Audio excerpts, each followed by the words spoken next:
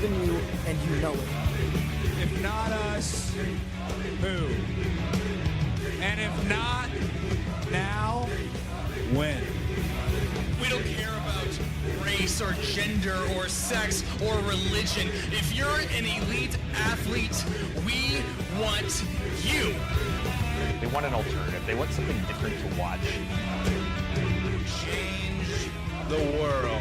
We are going to change the whole universe! They saw what wrestling was and realized what it could be. All elite wrestling. For the third time, it's Monday morning, and you know what that means. It's time for the next chapter of the only professional wrestling podcast that is changing the world every week. This is Seeing the Elite, an AEW podcast, and I am your host, Bryce Reed. I am joined by my friend, my co-host, my tag team partner, Mr. Jonathan Davis. How's it going, bud? It's WrestleMania week, but we are perhaps the only podcast in the wrestling sphere that's just not really talking about it, because it's also been, once again, kind of a massive week for AEW without running any shows. Yeah, dude, this is getting to be an insane thing that they aren't running shows and have just as much news as ROH, Impact, WWE, and it's like, what are we going to do when we actually do have a show? This is going to be a fucking 3-hour podcast. Jesus. YouTube, iTunes, Spotify, podcast services everywhere, and we want to thank the new fans so much. Those who've reached out, those who've simply subscribed, massive outpouring of support for us, and we're totally psyched to be presenting this new show. And we're having a blast doing it.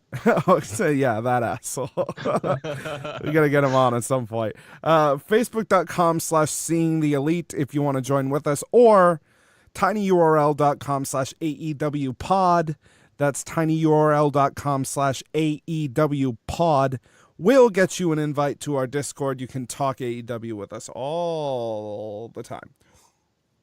Now, there is one thing that everybody's talking about that we're going to talk about, but in kind of a different perspective because of what we're here to talk about on the show, and that's this John Oliver thing. And I kind of want to start the show with this because it's like the least related to what we're actually supposed to be talking about, but also kind of the most related. Sure.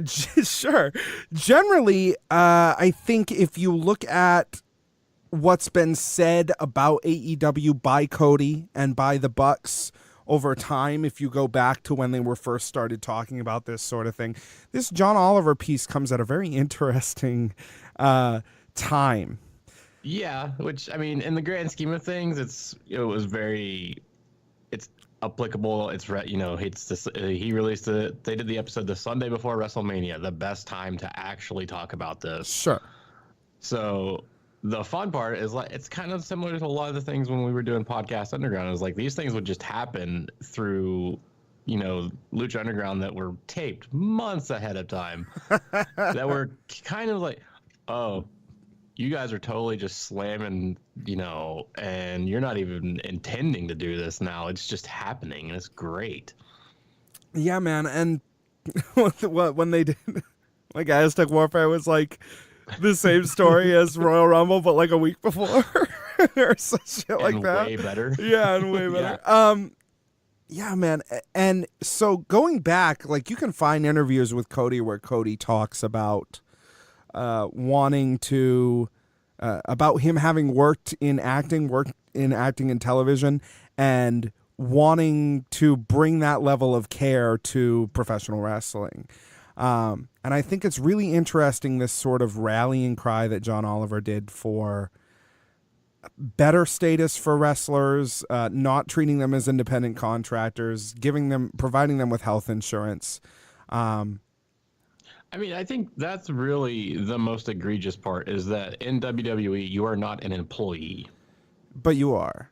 But you are. But everybody knows, looking at what they do, it's like, no, that's an employee. That's not an independent contractor. Right. You are skirting the finest of fine lines to not be a good person, really. And in this sort of monopoly in this country that WWE has, it's very hard to start a union, right? They've tried before and Hogan stamped it out and all that shit, right? We all know the stories. But yeah, but I mean, but also if you partly Hogan start being a piece of shit. Sure, if you start a new company and you allow the formation of a union, then you have a different fucking story, right? Then you have people in WWE who are like, I could go to the other place and I'd be in a fucking union. Yeah. and once, once the people in AEW are in a union and, the people working PCW are in the same, all these, then anytime they go to buy a talent, guess what? I'm part of this union and you're going to have to deal with it. Yeah, you have to buy me out now. It's perhaps the reason I wanted to talk about this is because if they go through with this, if they even encourage this, it is the single biggest change to the industry that they could ever make. Absolutely, yeah. And I mean, it's really one of those things, man. Like, this is the kind of the thing that they've been talking about since they started doing this. Like, we want to change the industry, and part of it is because those guys they want to do their own thing, but it's because they've been in the industry this long. Cody's has all of the experience with WWE. Mm-hmm. The Bucks have all the experience with the Indies. They've seen the best of both worlds. They've seen the worst of both worlds. Sure. They know how to actually sit back and take care of the people that they work with. Mm-hmm. And that's really what this all boils down to, is giving a shit about the people that you work with, that you employ, and making it so that you don't have a guy who's 45 years old and about to blow his brains out because he's had 17 concussions and can't afford to go to the doctor to get help. So this is the only way I really wanted to examine this John Oliver thing, and only really wanted to talk about it briefly because I mean, I loved all the instances where you were like, man, I fucking love wrestling. Right. By the way, Vince is a piece of shit. I think that was a big thing, is it would have been easy for him to, although I don't think it would have been within his character. I think the easy route that a lot of people who host a show like him would have taken is wrestling like the Bill Maher route, right? Yeah. That you would have imagined him taking, right? Which would have been like, how can people even watch this stupid bullshit in between talking about the unions or whatever? But John Oliver, to the credit of him and to the credit of whoever wrote this segment, because I'm sure there were a number of people involved, or maybe even just one person, but it wasn't John, that they didn't take that route at all. In fact, he praised the product fairly heavily, which is why I thought it was so fucking tone deaf and stupid when they invited him to WrestleMania as a response. It was like, what? You didn't say he didn't like your product. Not at all. He was like, yeah, I love wrestling. Vince, you're a piece of shit. I was like, inviting someone to WrestleMania is what you do if they talk shit about your product. But he didn't talk shit about the product. No. He was like, pleased with it. Yeah, he was like, wrestling is amazing. Here's this clip of a guy getting hit in the face with a bedpan. Isn't wrestling awesome? But it's classic WWE. What else are they going to do besides invite him to WrestleMania? Are they going to say, you know what, you're right, everybody's going to be treated fairly now? I mean, you would hope that's what they would do. But. You absolutely hope that. I think the best thing I saw was, it was from Meltzer, and he was like, yeah, if I'm John Oliver right now, I would be responding to their, quote, invitation with, sure, I'll come to WrestleMania. When are all the guys getting health insurance? Right. And I think moving forward, if AEW really wants to change the industry, change the world, as they talk about so much, that's the biggest way they can enact change. And I don't know that they will be able to do it. I just hope that they would kind of put their money where their mouth is and say, you know what, here, it's going to be more expensive for us in the long run, but it's going to really put some fire on everybody else. So. I think, and to me, that's like where they're in the best position, because they, working with the Khan family, yes, have a lot of money, but that's not really the point I'm going after. Is that these guys they're embedded with two very high-profile sports teams. Sure. Two high-profile sports teams that, while aren't unionized, do deal with players' unions. Yeah. And have where the players are taken care of. They have health insurance after they complete their career. They have a pension. They have. There are sports. I can't remember which sport. There's a sport where the first time you step on the field in a professional game, you have health insurance for life, right? NFL is like that now. It wasn't originally, but that's happened in the past few years. NHL is like that. MLB is like that. Pretty sure European soccer is like that. Yeah, if man. European soccer isn't like that, it should be, because good God, the amounts of money that gets thrown around with that. But I'm pretty sure that, as soon as you make a professional debut, if you're in the big leagues or if you're in a minor league, you're pretty taken care of. Yeah. And let's not forget, like, it's not a con run charity either. Like, the business has a top end to make a profit. That's why these people are invested the way that they are.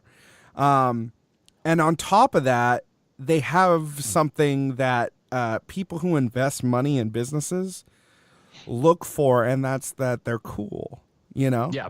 They're it's cool, right? And so that's why people invested for so fucking long in Facebook, is because it was cool. They didn't even really know if there was a way to make significant profit off of the advertising or anything like that, right? It's that this is it's a cool thing and it's a profitable thing. There's no realm in any fashion where AEW is not going to be profitable for at least some stretch of time. Yeah. For a t-shirt company, they're making a lot of money, you know? For fuckloads of money. I mean, I would absolutely love to see the numbers that they made on Tuesday with the Culture Club t-shirt that they released. Yeah. Which was great because all the proceeds went to that. But I'm sure that shirt sold 10,000 units. That would be great. On the bottom end, and I'm sure it's probably a lot higher than that. Yeah, that would be wonderful. Let's move on to Being the Elite episode 145, The World Ain't All Sunshine and Rainbows. So, I don't know if this was Cody's house. It was super empty. They've shown what seems like this house a couple of times. It may be Cody's house, but it really looked like someone was getting ready to move. or something, you know. Maybe they just looked around for places just they grab could somebody's shoot it in the house in the neighborhood. The show opens with, of course, M to the J to the F, poorly sneaking into Cody's home. He searches around a bit before taking a sigh of relief that there's no Cody present, only to be blindsided by Cody. You gotta really admit, man, it's kind of hard to miss Cody with that fucking hair and the cane. Cody asks MJF to take a seat, then proceeds to, from tip to tail, do the Rocky Balboa speech in its entirety. And you're supposed to sort of like, unless you've watched that movie super recently, like kind of get the feeling that it's the speech verbatim, like as the speech moves on. And it wasn't until halfway through that I was like, oh, okay. When he's talking about him, just a lot of like very inside baseball, like dad stuff. It's very confusing. He then exits after doing the speech, which I thought was great, leaving mostly confused MJF in his wake as we cut to the intro. I thought it was really weird. I do not understand what angle they're taking here, but I think it's great. It was, I mean, yeah, I'm with you. I don't know what the fuck they were doing, but it was just, it's kind of leading me. I know this isn't going to happen, but god damn it, I really want a blow off to this be Cody versus MJF at an event. Yeah. Not Double or Nothing, but like Fight for the Fallen, and then he just beats the piss out of him, man. It's gonna be great. I think they could have a great series of matches. We then move to Matt's hotel room. Kenny and Matt discuss CEO. Kenny is game to back out, but Matt, who once again is a father and is not a child, has finally come around to the idea. He does, however, mention that CEO is pretty close to Fight for the Fallen in terms of time. It's maybe a month away. And challenges Kenny to come up with a really great marketing idea to sort of set CEO apart, which we come back to after cutting to a brief segment with Chief Branding Officer Brandy Rhodes and new signee Allie, where it seems like there's some sort of bad blood there. Yeah, I think they were referencing from when Brandy was in Impact. There was just some storylines there, but I mean, I'll be honest with you, this segment kind of felt the most out of place. Yeah, I thought it was weird. I didn't think it was necessary. It felt like something they definitely could have saved for when they're actually doing a show, because... Or not even when they're doing a show, but when Brandy is on a show. Yeah. Because I know they've already said she's not on Double or Nothing. Yeah. It seems weird to sort of set this high, and it seemed like they ratcheted up the tension in the segment when she was talking to her, and then she was like, I'm just messing with you, but then at the end they kind of teased that she wasn't. It was like, oh, yeah, okay. I was like, I'm not kidding. Yeah. We then cut back to Kenny, who was watching either an HBO title sequence or like a festival hype video. It's kind of hard or to tell. Fucking porn. He says to himself, we've been thinking... so weird. He says, quote, we've been thinking too small. Wrestling, video games, we can do more than that. Music, models, parties, villas. This is the answer. I got to call Matt. I got something, right? And then they don't come back later in the episode and say what he means by that. I don't know. I think some of the things he mentioned, I feel like the people who go for the wrestling and the video games would be made uncomfortable by the models and the parties and the villas. But yeah, you can try. Yeah, you can try. It's kind of one of those things. Like if you absolutely can do them, but you need to understand that you are appealing to a subset of your community, which may be the full intention. Sure. But that's just one of those things. Like, yeah, if we're gonna do this type of stuff, like you're really just looking at that 1% of your group that can actually afford this. Now, on the other side, they may be doing them super affordable. We don't know. We'll have to get there and figure it out. Cut to SCU at what looks like Alcatraz. You think they were out at the Rock? They do their whole worst town spiel, right? But the only words that we hear are Michael Nakazawa as we cut to Matt watching it on an iPad, confused. I figured that the blow-off to this would be the announcement of this match, but they appear to continue to be going with this one. Yeah, I did too, but they're really riding a fine line with this because they're really trying to make it look like Matt's got some serious, like... issues. He's got some issues with Michael Nakazawa, and I think maybe it's like a concussion type issue, but it's also like we're getting to that little stage of like you need to talk to somebody. I think maybe the blow off to this will be the hardcore match, but I think we might end up seeing some sort of singles competition between these two at some point. I don't know. Did the Bucks do that? They started talking about that match again, and he got real dark. Did Matt and Nick do that? They have in the past, but that was when they were like pretty young and in Impact, and Impact was like, yeah, tag teams aren't selling. We're gonna split you guys up. So, but since then when they wrestle as a tag team only. They don't. Yeah, because I mean they pretty in the indies like you sell it as a package, but at the same time with how they have been portraying AEW. There may be a tag team division, and everybody may be, you need to form a tag team, but everybody's also a singles wrestler. Yeah. Which would be great. Yeah, that makes perfect sense to me in terms of, especially in the way that they're seemingly intending to present this show. It makes no sense why somebody, unless they literally just don't have any friends, wouldn't have tag team. Oh man, we're gonna get to that. Next segment, Brandy Rhodes shows us the sensory room at Guaranteed Field in Chicago, home of the White Sox. the first MLB Stadium Sensory Room, what I liked about this one is that it does have an area where people can still watch the game if they want to. Yeah, that was the thing. I think the initial one they did was at Phillips Arena, or sorry, State Farm Arena in Atlanta.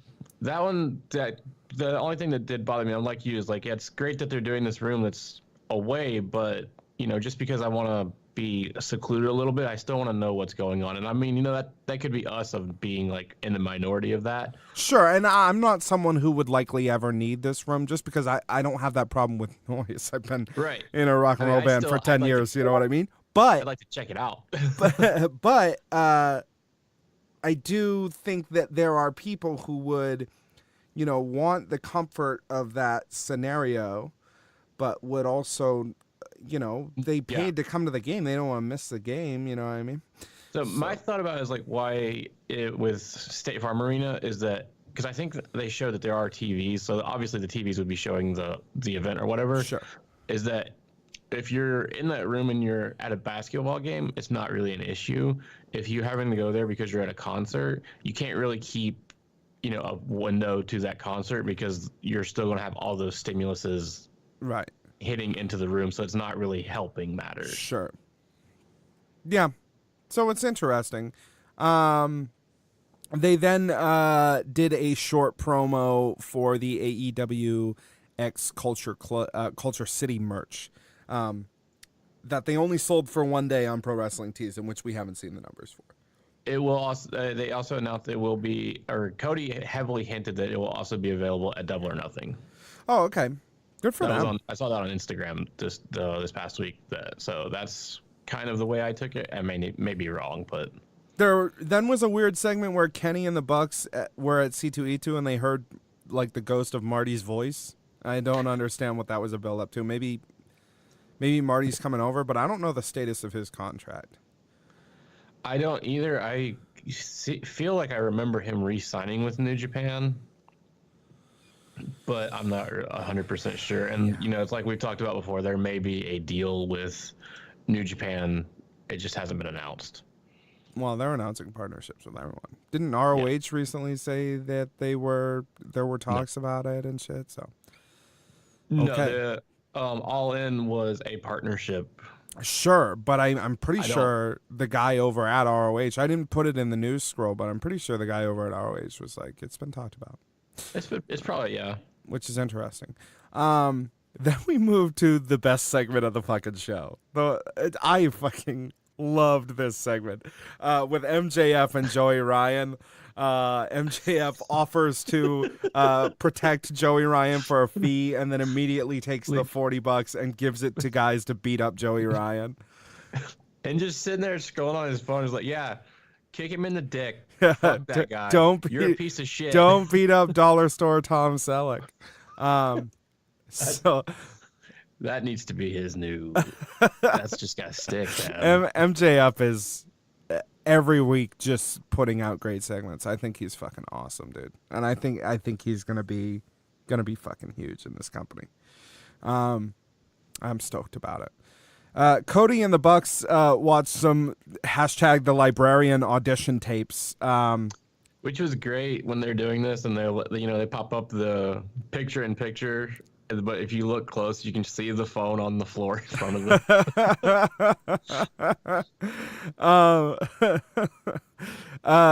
There's sort of a funny segment with a fake phone call to Tony Khan.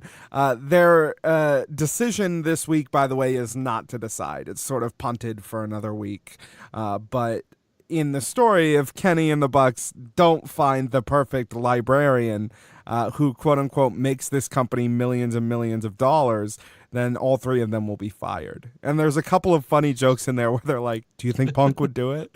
Which is so funny. I think it'd be hilarious if they were. This whole thing is then building up to bringing in CM Punk as the librarian. Like, buy this huge star attraction and make him play this dumbass character. Yeah, why not? Honestly, that's the type of thing that Punk would suggest. So and would be down to do. Let's just it's a 100% misdirection and get in the ring and do promos like, Why do you keep calling me CM Punk? I'm the librarian. No one's allowed to call him. If anyone calls him CM Punk in the ring, he just looks confused, right? But he's the librarian. Oh my god, that would be unbelievable. That would be so goddamn stupid and amazing at the same time. I just want to touch briefly on AAA this week. Because in a follow-up to last week's news story, they had that press conference this past Thursday from Madison Square Garden in New York City. They announced a debut show at Madison Square Garden called Invade NY, scheduled for September 15th. Maybe not the best title with current sort of political ways that they are, but September 15th in Madison Square Garden. It can only be assumed at this point that AEW talent will be on hand to help this show sell out. Penta and Phoenix, at the very least, were announced as definite. You're gonna have to have either AEW or ROH. You're gonna have to have help. They're gonna need help because I love AAA, but the fucking Apaches aren't selling out fucking Madison Square Garden anytime soon.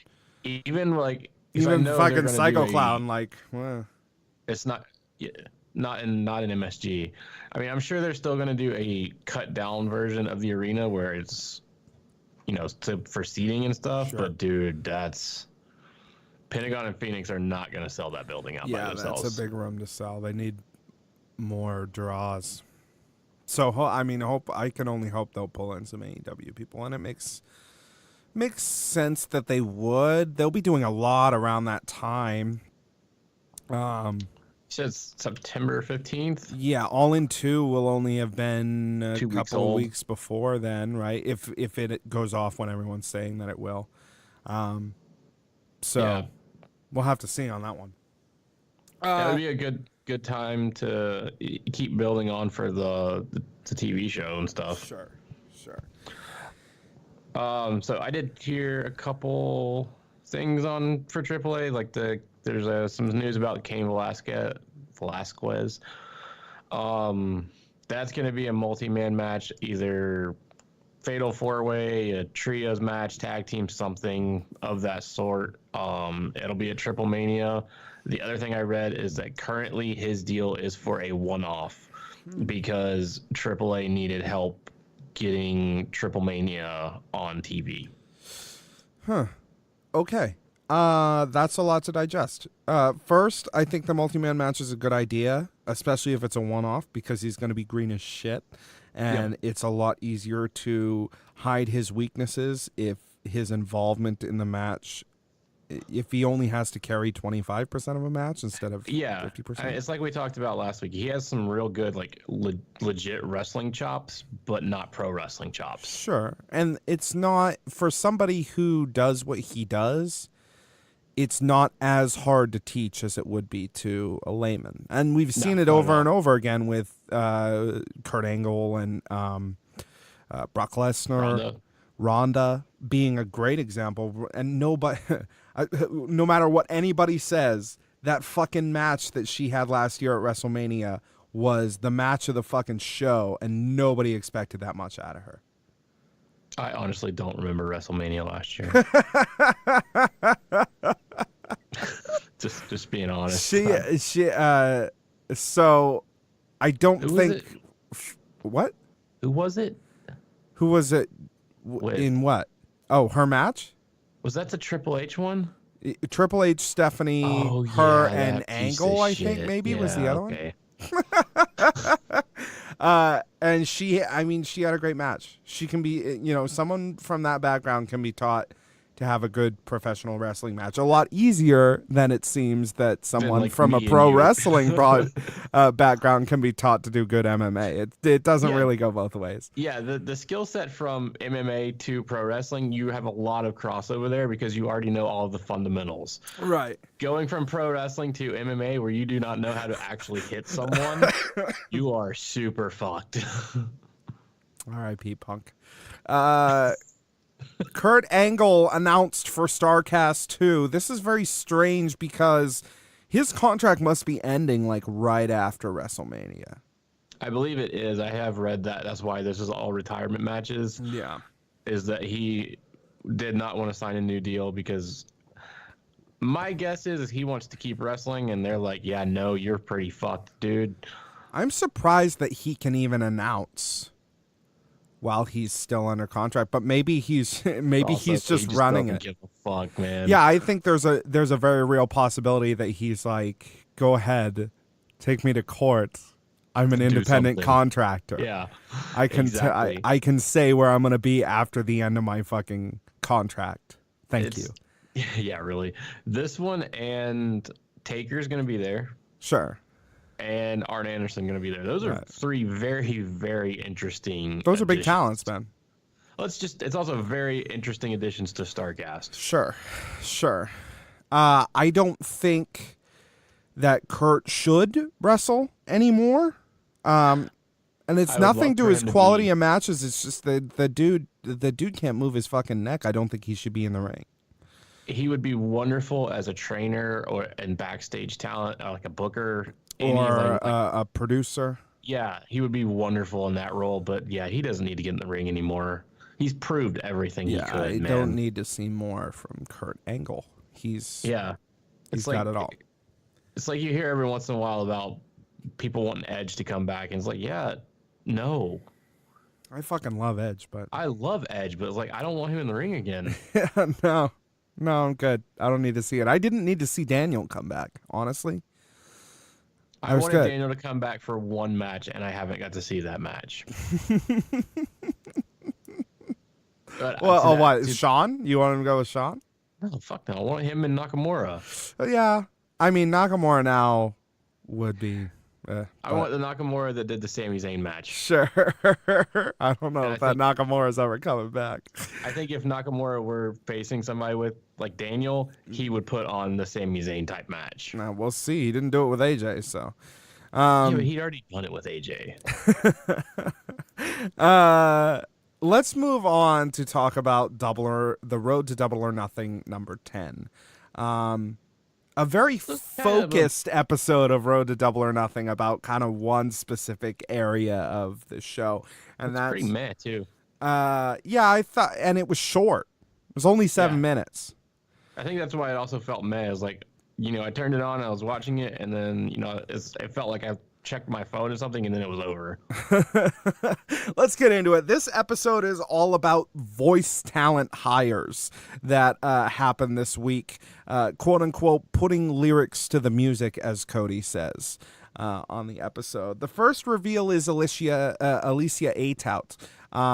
Not a shocker. She's a well-known interview YouTuber who served as a backstage correspondent at All In, as well as Impact, Border City, Rise Wrestling. She's worked for a lot of companies. She's also a fan and is romantically tied to the business through Trey Miguel and a number of others.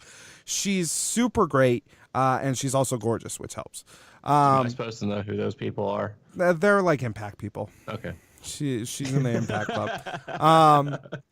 The next reveal is Alex Marvez, who I know absolutely nothing about.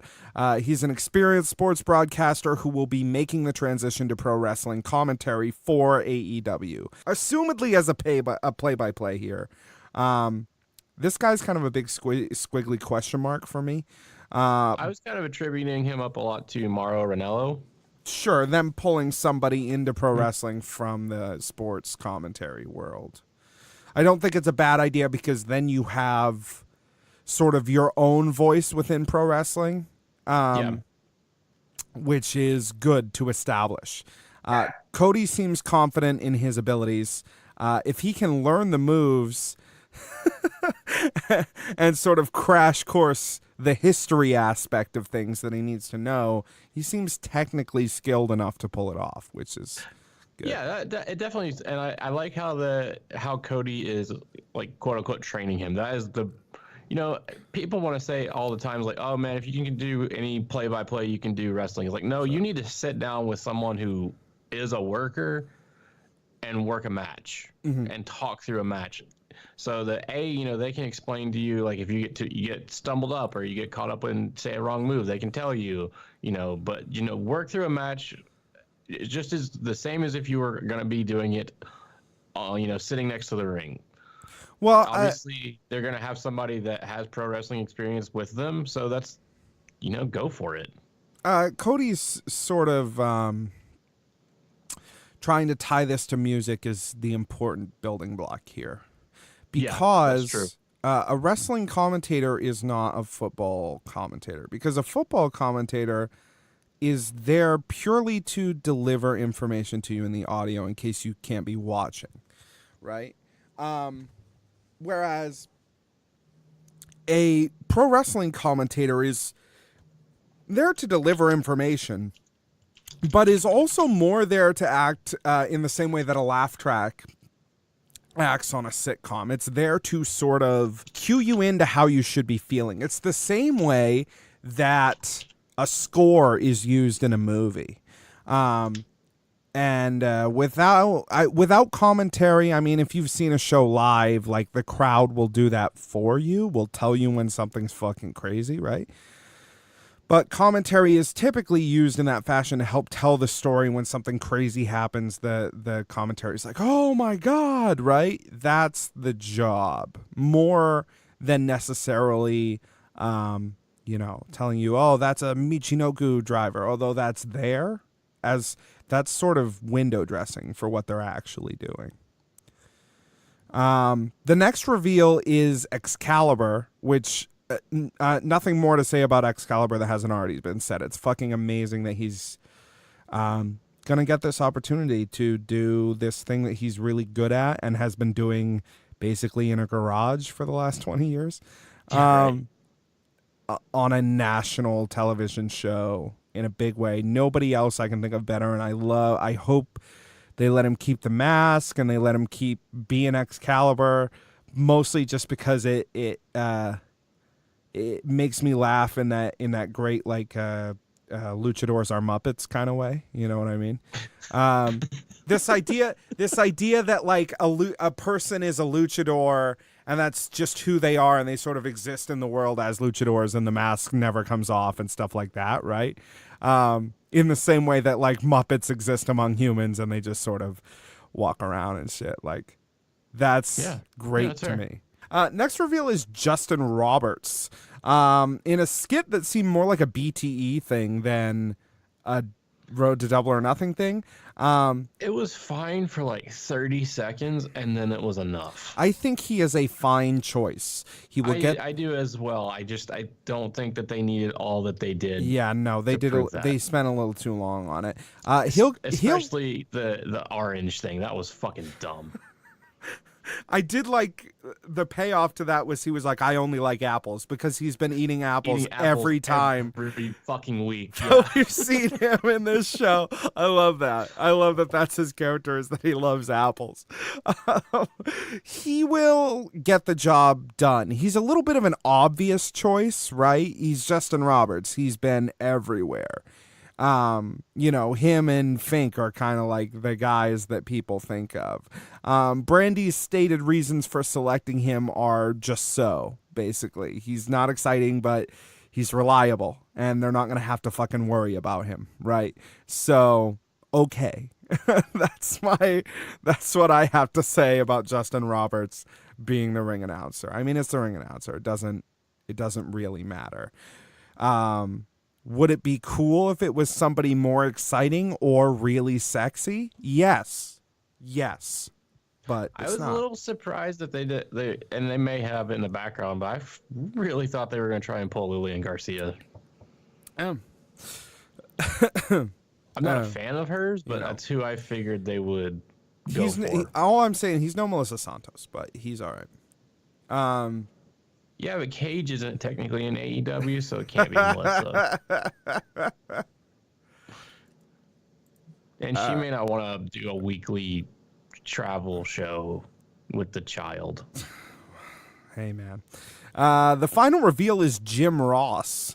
I want to say I've been critical of his recent work in the past. Both of us have. Yeah. But I just want to read the quote from the episode before we talk any more about it, if you'll let me. 2 years ago, he says, 2 years ago in March, my wife got killed just a few blocks from where we're sitting right now. I suffered a lot of depression. I lost a best friend and I had to get out of the house.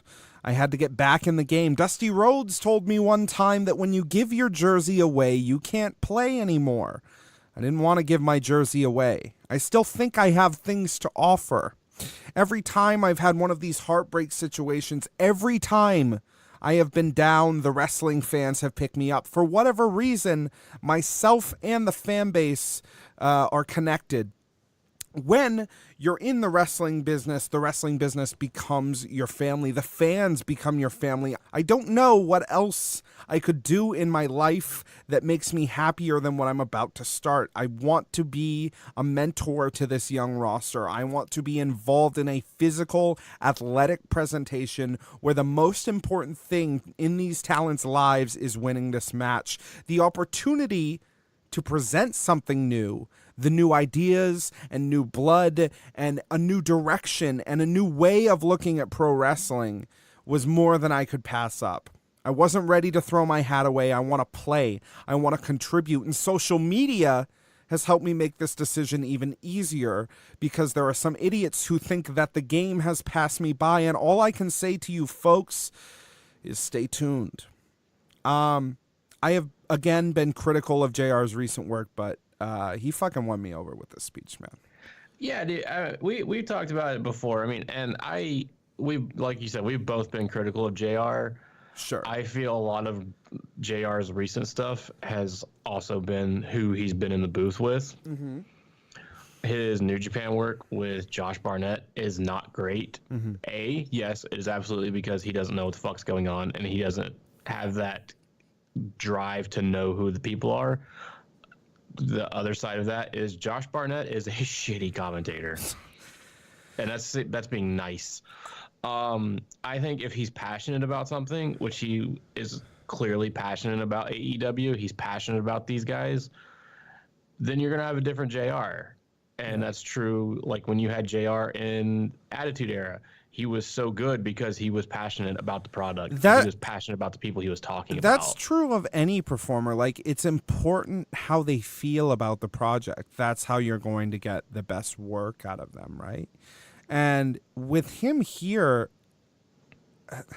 like, he comes out at the beginning of the speech and he's like, hey, like, I know. I lost my wife. Yeah. And I know that I've had some recent performances that people were not happy with. Like, he doesn't say that, but in so many words he says that, which I think is beautiful. Then he says, like, hey, like, I really want to be a part of this thing. And I'm sure that he does because he knew Dusty really well, right? And this is Dusty's kids' company. Going to war with McMahon, like, he's like, yeah, man, like, count me the fuck in. And it's, you know, it's not just that. It's like even the times when he's been in New Japan, when the Bucks have been wrestling, he has that change in commentary because he's passionate about those guys. He likes them. I mean, and then now you have all these people that are coming through in AEW. Arn Anderson, if not has not been signed, will be signed very, very shortly. Yeah, whether we hear about it or not, he's going to be involved to some degree. That's also going to be helping JR because you have someone like you said with Dusty and Arn and all these guys that he worked with for 30 fucking years. Yeah. To him, it's probably like getting the crew back together. And I think it's wonderful that he's here. His voice to me is like the Doors, you know? Like it's so tied to a particular time period and feeling that I enjoy it, but you know, you can't hear Jim Ross's voice without thinking, you know, my God, he's broken in half, right? Like, it's so a part of that time period that you do run a significant risk putting him on commentary. That you're only going to remind people of your competition. But again, with this sort of promo that he cut about like what the last few years have been for him, and that he's ready to really to take it seriously with AEW. Fuck yeah, like I'm down. Let's do it, man. Let's do it right fucking now. The only thing that kind of worries me is I would like to know more about his role, if he is actually going to be full on commentary, or if he's going to be more of like in an advisory role and occasionally on commentary. Because like, you know, it's like he spoke about, and I do kind of worry about him if he's going to be, you know, on the road every week kind of thing. Well, it is. I do wonder, because it does seem like he's going to be on the road every week from the comments that he's made that we're about to get to. But he's a play-by-play guy. Yeah. And they hired that other fucking guy seemingly to do play-by-play. But, you know, it could be that they're going to have a pay-per-view crew and they're going to have a TV crew. I mean, maybe. Or they may have rotating crews, you know, like SmackDown Raw, where we, you know, split, you know, some people talk about a match, other people talk about a match. I mean, Excalibur's play-by-play too, right? Seemingly. I don't think Excalibur is going to be every single show, though. Huh. He's got his own thing. I mean, he's kind of got his own thing. Yeah. I feel like you could be like, hey, yo, bye. Sure. Yeah, he absolutely could. But it's going to be, you know, it takes a lot of the pressure off of the team if they don't have to work. You know, say they're doing a TV taping. Sure. That's 4 to 6 hours. Mm-hmm. If your team doesn't have to do 4 to 6 hours of full commentary, you're providing them longevity. Mm-hmm. So that's, you know, that's one of those things that's like it helps them to break it apart and help, you know, give them a break for a match or two, so to speak. Yeah, maybe. I honestly, I couldn't tell you what they're going to end up doing. Or they'll have like a 7-person commentary crew, just seven play-by-play guys on the fucking table. They're all screaming over each other. Slightly different variations of move names and shit, you know. By All In 2 or All In 3, they'll have progressed to the point where they're having their own battle royale, right, to determine who does commentary for the event. Right. Be great. So I'm excited, man. Shitty, depressed, kind of confused JR isn't great. It's not great. But this doesn't appear to be the JR that's showing up to do this job. It appears like we're going to get energized, passionate JR. And that's great. That's wonderful. Let's move into the final news of the broadcast. We'll probably end a little early this week. Jonathan, thank you for agreeing to record early today. Jim Ross was interviewed on WFAN this week and dropped some fucking bombshell shit that he probably wasn't supposed to talk about. Yeah. This is kind of like this is like Jericho just coming out and saying, yeah, Ronda's not losing the title next week or on Sunday, boys. But hey, good for us because it's like the biggest news we've ever discussed on this show, basically. I'll just read the quote. He says, AEW is overwhelming for me. To be 67 years old and anointed the voice of a brand that's going to be debuting in October on national television on a major cable network, which can't be named now, which apparently he felt like he shouldn't disclose that, but he can blow everything else, right? When people hear what network we're going on, they're going to be doubly excited. It's a network we can all find. He then continues, I think that what they're shooting for is a more athletic presentation. It will hopefully be less eye-rolling than the sophomore drama class trying to convince you in a 10-minute promo of anything that they're saying. It's too long and our audience can't handle that. So what we have here, what he's talking about, is a 2-hour show on a national television major cable network, with the only hint he's giving us being, quote unquote, it's a network we can all find. Which means it's probably not a specialty channel in the high 300s and shit. It's not a special. Yeah, that was a shot at Lucha Underground. It's not a specialty channel. It's going to be a basic cable channel. Not gonna be Pop TV or fucking Access or whatever. Yeah, right? It's gonna be a channel that everybody has access to by having either basic or slightly premium cable. And that's the tool that you need if you want to go to war with WWE on Fox and USA Network. Like, you really don't have a choice but to be on a major cable network. Yeah, I was reading on Reddit this morning when I was reading about that, and people were joking around. I was like, oh, yeah, it's going to be on TBS or TNT. And then they were like, oh, so it's going to be at 2 a.m. after NDBA is over? Which could absolutely be. Going to tell you my gut right now. Don't think Turner's going to buy a wrestling program because just the feeling I'm getting from the Warner Brothers merger. Well, I could have told you I didn't think Vince McMahon was going to start another fucking football network, but apparently I'm wrong about that one. Or that he'd call it the XFL for that matter. So what would be your guess for this cable network then? Like we were talking about, sci-fi would be a real good fit. I gotta think of something just like in my head. Sci-fi, like, seems too specific now. From what he's saying here, I wouldn't necessarily think of sci-fi as a major cable network. It's called Spike TV. It's now renamed. Would be a good fit. I think both Sci-Fi and Spike would be good fits. I just don't know if they really fit what he's talking about here. He's saying a major cable network. Yeah, but you can call any cable network that's on basic cable a major cable network. Sure. FX. It's not going to be on FX. That's where I would ping it. Because they just bought SmackDown, and then they're doing a studio show on FS1, I guess. Right, so that's the Fox suite. If you're on a deal with one of them, you're on a deal with all of them. Yeah. Hell, could be USA. That would be fucking crazy, dude. They lost SmackDown, so they're like, all right, Thursday nights, fuck you. It's time for AEW. Dude. They should put it on Monday nights before Raw.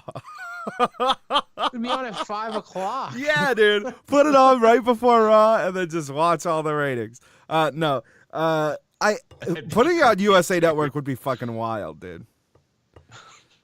Where else? I guess I would have to look at a list of TV channels again, man. I honestly don't look at it anymore. I just pick the shows that I want to watch. It's not gonna be on basic cable. I know that much. You don't think it's gonna be a basic cable channel? The only option would be like NBC, CBS, or ABC. None of those channels are gonna give up a 2-hour block of content.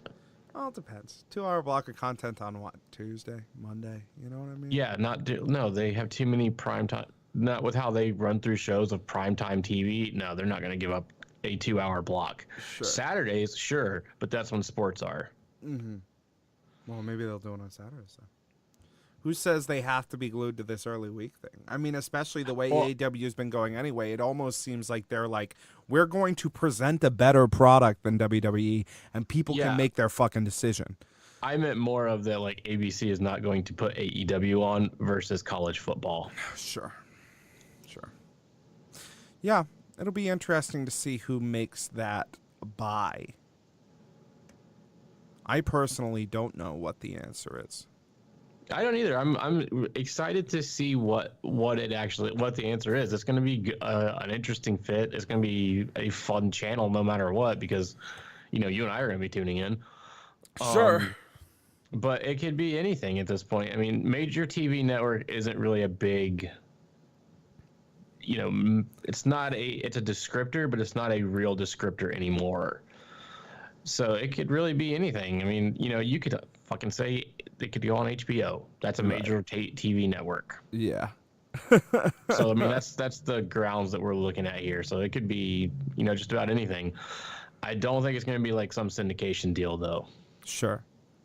Which is what ROH and Impact have done the past X years. Yeah, I don't know what the answer to this is, but I'm super excited that apparently it got out. I'm really surprised that he was given any clearance to say this sort of stuff on WFAN in a offhand interview, right? But I'm glad that we have a little bit of an idea of when this is happening. So All In 2, whatever that ends up being called, would kind of be their last show before. That could be the kickoff, like with NXT Arrival. It could be very similar to that. Well, yeah, they're saying the show's going to be debuting in October. So then that means they have to do tapings in September. Well, if they're doing a tape show, they might be doing a live show. They have to do tapings in September.